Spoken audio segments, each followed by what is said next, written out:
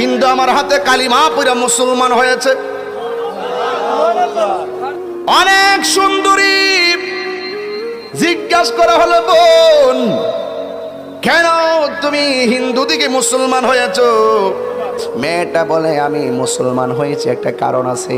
আমার আব্বা যখন মারা গেছে আমি বাবার পাশে দাঁড়ায় রইলাম, দেখলাম চিতাশালায় যায় আমার আব্বারে পোড়াইতেছে, নিচে দিয়া লাকড়ি দিছে, উপরে আমার বাবারে শোয়াইছে, আবার উপরে দিক দিয়ে লাকড়ি দিয়া নিচ দিয়ে আগুন ধরায় দিছে, আমার বাবার লাশটা পুড়তেছে।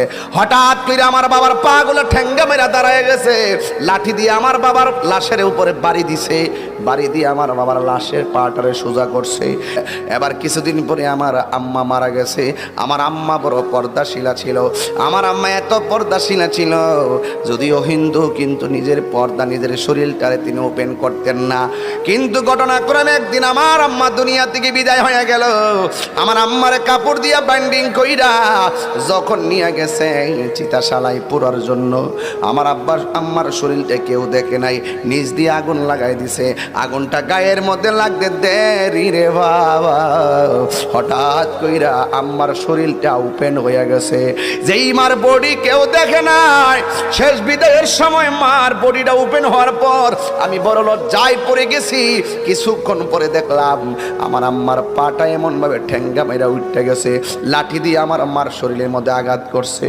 কিন্তু জীবনে আমার মার গায়ের মধ্যে কেউ লাঠি দিয়ে আঘাত করে নাই, জীবনে আমার আম্মার বডি কেউ দেখে নাই।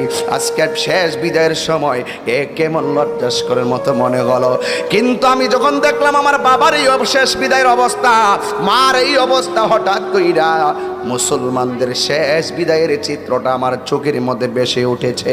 মুসলমান যখন মারা যায় ওই চতুর্দিক দিয়ে কাপড় টানায়, কসকু সাবান দিয়া এমন গরম পানি দেয় না যে গরম লাগে, এমন ঠান্ডা পানি দেয় না যে ঠান্ডা লাগে, কিন্তু কসকু সাবান দিয়া তারে গোসল করায়, চতুর্দিক দিয়ে কাপড় টানাই, আবার শরীর থেকে চাদর দিয়া বডি থেকে কাপড়টা খুললা তারে এমন ভাবে গোসল করায়, আঙ্গুলগুলা খিলাল কইরা দেয়, দাঁতগুলা খিলাল কইরা দেয়, পায়ের আঙ্গুলগুলা খিলাল কইরা দেয়।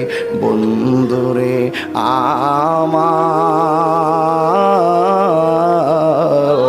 ও আমার চিরে বাবারা, এই আমার হবিগঞ্জের বাবাজিরা গো,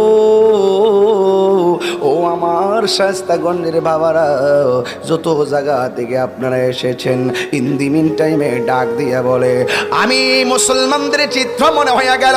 মুসলমানরা গোসল দেয়, কানের মধ্যে তুলা লাগায়, ভিতরে যেন পানি না ঢুকে। কথা কন ঠিক কিনা?